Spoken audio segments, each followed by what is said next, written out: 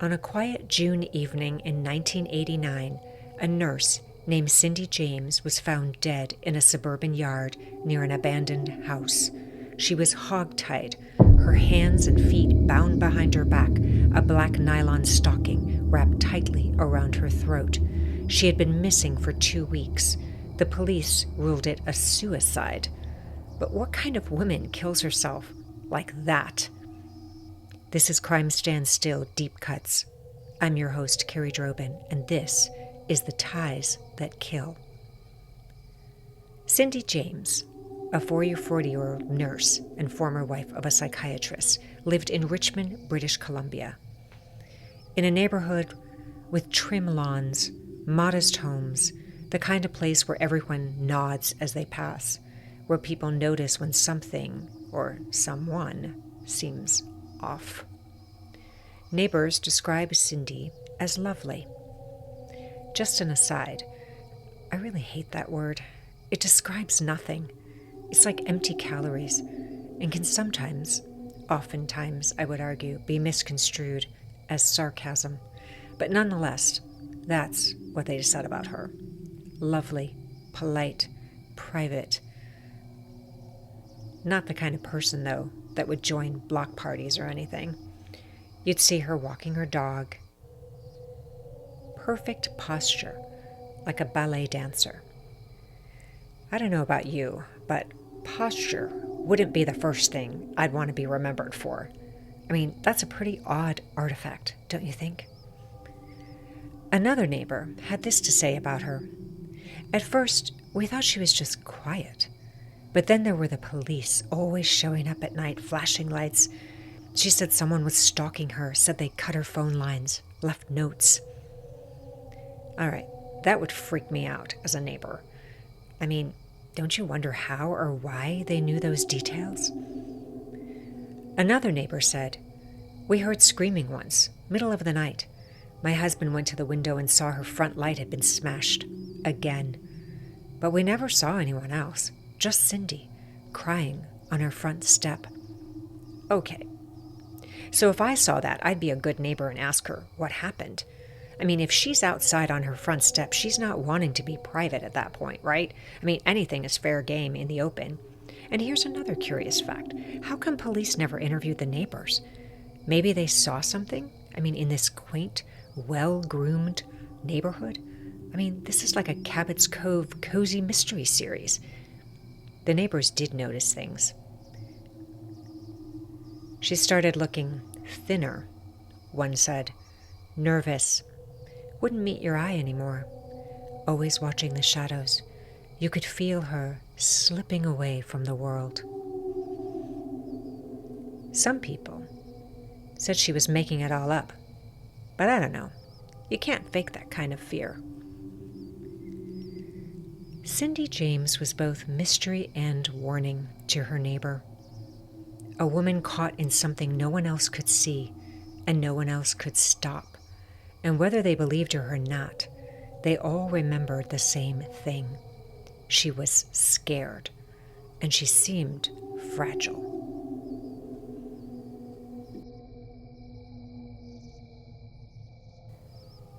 In 1982, shortly after her divorce, Cindy told police that she had been receiving threatening phone calls and notes. "It's been happening for a few days now," she said. "I think someone's watching me."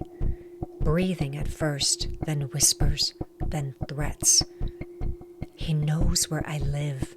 He described the inside of my house." The voice? She said it was disguised, raspy, almost mechanical. "Any idea who might want to scare you?" the detective asked her. "No, I don't have enemies. I work with elderly patients. I've never had problems like this." Soon her home was broken into, a rock through the window, a strangled cat left on her lawn, a pillow slashed, phone lines cut. "Just to clarify," the detective said, "you came home, the lights were out, the phone line was already dead?" "Yes. I went inside and my living room pillow was torn open like it had been cut with a knife. Nothing was stolen, just destroyed. And you didn't see anything? Or anyone? No. But I heard him, just outside the window, breathing, watching. Police looked. They found no fingerprints, no forced entry, no suspects. The voice whispered a note. Soon, Cindy. Very soon. The notes continued. The calls grew more menacing, and over the next 7 years, Cindy would report over 100 incidents. But without evidence, police began to question Cindy herself.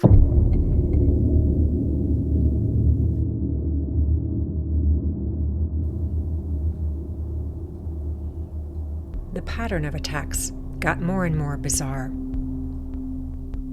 Cindy was found semi-conscious in her garage with a nylon stocking tied around her neck. Another time, she was stabbed in the hand with a paring knife. In one chilling case, she was discovered in a ditch, dazed, wearing a man's work boot and gloves, unable to recall what happened. Police suspicion deepened. There were no witnesses ever, no fingerprints. They started to believe that maybe she was orchestrating it all for attention. That's what people believed about Doris Bither, too, the subject of the freaky film The Entity. Bither claimed to have been sexually assaulted by an invisible supernatural entity. But the photographs that showed static, circular bands of light and irregular bright lines were shapeless and overexposed areas were attributed to mishaps in the development process rather than to anything supernatural. 4 decades later, investigators concluded that the case likely involved a distressed family and confirmation bias. When things are not easily explained, they're dismissed. Speaking of dismissed, what about Cindy's ex-husband, the psychiatrist? Dr. Roy Makepeace. Yeah, that's his real name. I can't make this stuff up. He's a psychiatrist, older than Cindy by more than a decade. They were married for nearly 16 years. But after the divorce, things got complicated. This is how he described her in a recorded interview during the investigation. In his measured clinical tone, he said, Cindy was intelligent, sensitive, refined, but also very private, emotionally contained, and at times repressed. There's a great psychiatric term. He went on to say she had difficulty expressing anger. She would often sublimate, internalize stress.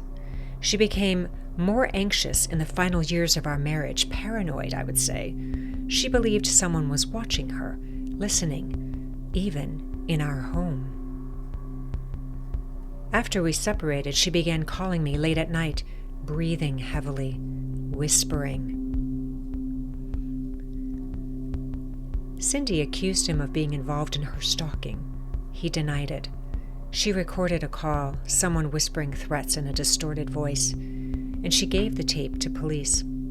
It was later revealed that the voice might actually have been his. Dr. Makepeace continued. I tried to help her, truly. I offered to bring her to treatment. Yeah, of course he did. To consult my colleagues, but she refused, said I didn't believe her. She didn't want help, she wanted validation, and when she didn't get it, she unraveled. Sidebar here, this sounds a bit like the 1944 psychological thriller Gaslight, where a young woman is manipulated by her husband to doubt her own sanity, leading her to question the reality of the events happening around her, all while he sought to steal her jewels. Was our good Dr. Makepeace messing with his ex-wife? Pure speculation, of course, but that's where my mind goes. Why do I say that? Because Dr. Makepeace was never charged, never named an official suspect, and after Cindy's death, he stopped speaking to the press. But the question lingers, did he fail her as a doctor or break her as a husband? And here's the real kicker. She was involuntarily committed for psychiatric evaluation, diagnosed with depression, but not psychosis, not delusion. That doesn't sound suspicious at all, does it? Cindy must be crazy. She must be imagining all of this. Hello, that's what stalkers do. They're mental terrorists. A slow, calculated erosion of a person's sense of safety, autonomy, and reality. Unlike physical assault, which has a clear beginning and an end, stalking is a psychological siege that never lets up. Victims live in a state of hypervigilance, constantly scanning for threats, second-guessing their instincts, and often feeling disbelieved or dismissed by those meant to protect them. And over time, this persistent intrusion rewires the brain. Sleep becomes fragmented, trust disintegrates, and fear becomes the lens through which every moment is viewed. The tragedy is that by the time a victim shows visible signs of collapse, the damage is already done. And in cases like Cindy James, society too often misreads that damage as madness, instead of what it truly is, survival under siege.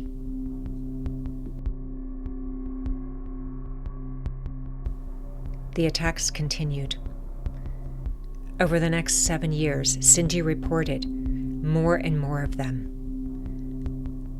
One of them was a fire set in her basement. On more than one occasion, she was found semi-conscious, with stockings tied around her neck. But get this, police still toyed with the idea that she must have done this to herself. How does that make sense? How does that even commute? Just because you can't see it, it must not exist? Stalking is one of the most insidious forms of psychological abuse, precisely because it leaves so little behind. With every anonymous phone call, every silent shadow, every slashed pillow or moved object. For police investigators trained to pursue hard evidence, this creates a paradox. The victim sounds paranoid, the incidents seem random, and the lack of tangible proof becomes a reason to doubt rather than dig deeper. Psychological abuse, i.e. stalking, is a crime without a crime scene. Its fingerprints are invisible, its injuries internal. And too often, the victim has already been psychologically dismantled. The notion that a victim would fabricate being stalked for attention falls into a rare and controversial category of mental health disorders, most commonly linked to factitious disorder, or, in more severe interpretations, factitious disorder imposed on self, formerly Munchausen syndrome. This diagnosis involves deliberately producing or exaggerating symptoms of illness or victimization to assume, quote, the sick role and gain attention or sympathy. In Cindy James' case, this theory was floated because of the absence of physical evidence, the repeated but uncorroborated attacks, and the increasingly dramatic nature of the incidents. However, this line of reasoning, while convenient for investigators struggling to find proof, fails to account for the profound fear and the visible trauma and consistent patterns of escalation that defined her experience.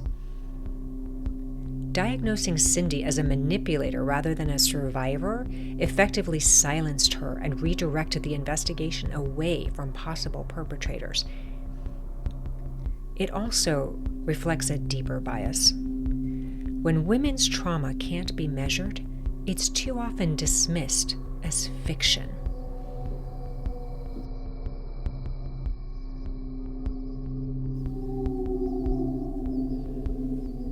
Cindy moved homes. She changed her name. She began to record her experiences in a diary or journal, probably as a way to ground her.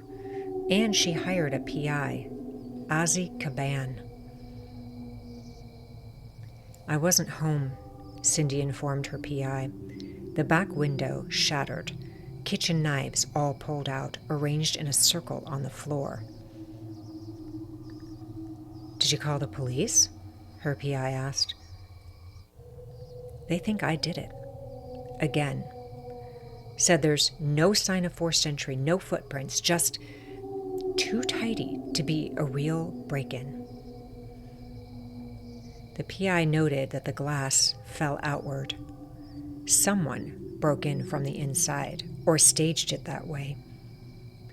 What about the phone lines, he asked her. Dead, again. I think he was in the house, waiting. I felt him here. Then her PI found something. On the doorframe, a fishing line, a trigger wire. Everyone thinks I'm crazy, Cindy told him. The police, my ex-husband, even my parents. They think I want attention. The PI told her, you don't stage a crime scene like this to get attention. You're in danger. Her PI believed her, even when the evidence didn't seem to. He heard the strange clicks on the tapped phone calls. He watched his client, Cindy, unravel, not for attention, but from terror. Still, nothing would be done. Not by the police, not by the courts, because by then, Cindy wasn't just a victim. She was a suspect in her own survival. Then, in May 1989, Cindy vanished. She vanished after depositing her paycheck and buying groceries. Her car was found with blood on the door and the contents of the groceries scattered.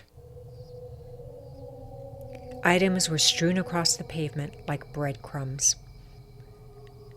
2 weeks later, on June 8th, her body was discovered in the yard of a deserted house. She was hogtied, her wrists and ankles bound behind her back. A lethal dose of morphine and other drugs were found in her system. A nylon stocking again wrapped tightly around her neck. There was no drug paraphernalia nearby, no syringe, no sign of where the injection was even administered. The newspapers reported that the death was likely due to an intentional overdose. Now, that seems a little far-fetched, that someone who wanted to overdose would actually go to the trouble of hog-tying themselves and then get rid of any paraphernalia. Well, the coroner thought so too. So they started an inquest into Cindy's death that lasted weeks and involved 84 witnesses.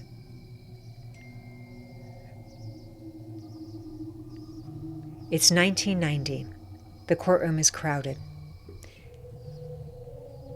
The 84 witnesses have been called to testify in what's become one of the most bizarre death investigations in Canadian history. 40 days of testimony followed, and still no one can agree on what happened to Cindy James. Sergeant Doug McKay testified that he was called to Miss James' residence in October of 1983. She reported a break-in, said someone had thrown a Molotov cocktail through her basement window. He found glass was on the outside of the house, not inside. That told us the window was broken from the inside, and the fire, it started in a corner of the basement. There was no accelerant trace, no sign of forced entry. We found that troubling. Next was Dr. Sue Evans, a psychiatrist. She testified that Cindy James was referred to her in 1988 after an incident where she was found semi-conscious in a ditch. She had a nylon stocking tied around her neck, but couldn't explain how she got there.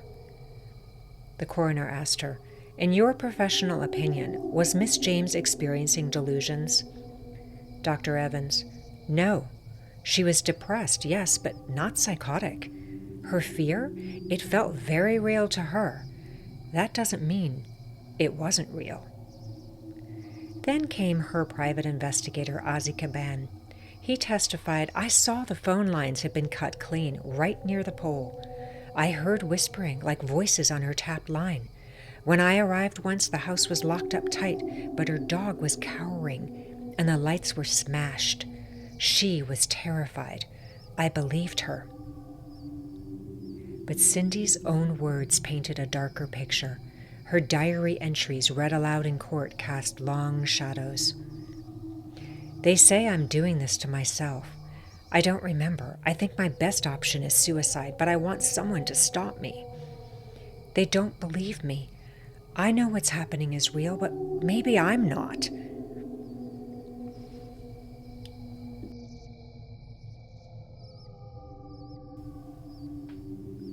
The police reports became more clinical, detached.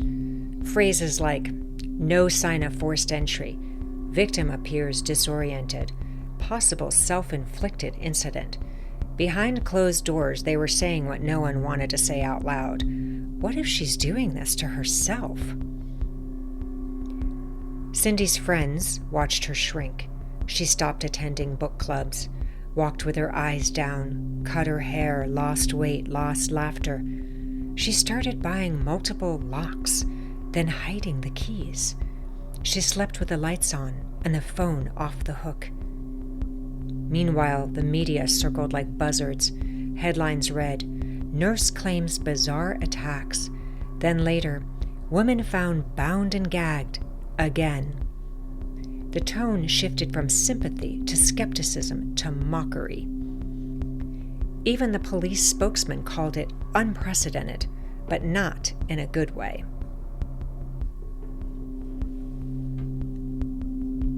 Cindy's journal entry: "I want to believe there's a way out of this, that someone will stop him, but I don't know if I exist anymore.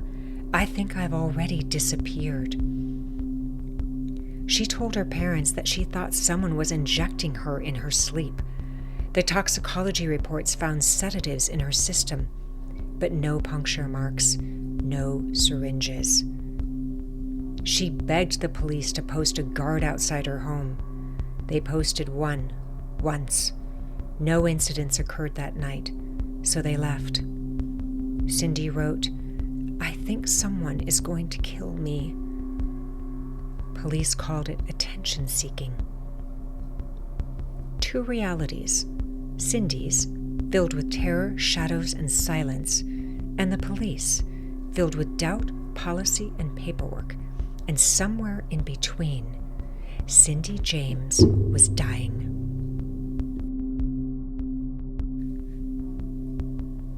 After 40 days of testimony, the jury delivered their verdict: not suicide, not murder, death by unknown event. No one saw Cindy die. No one saw her killer, if there was one. Her father weighed in on this. "She called me the night before she disappeared," he said. "Said she was afraid, but that wasn't new. Cindy had been afraid for a long time. She said, 'Dad, I think someone's going to kill me, but I can't prove it.' I told her to stay calm, to lock the doors, to call the police. She just sighed, like she'd done it all before, 1,000 times. Then she said something I'll never forget. 'I just want it to stop.'" That was the last time her father heard her voice. 2 weeks later, they found her, alone, in a stranger's yard, tied up like something discarded. The father said, "They said it might have been suicide, but my daughter didn't kill herself. She was hunted, and nobody listened."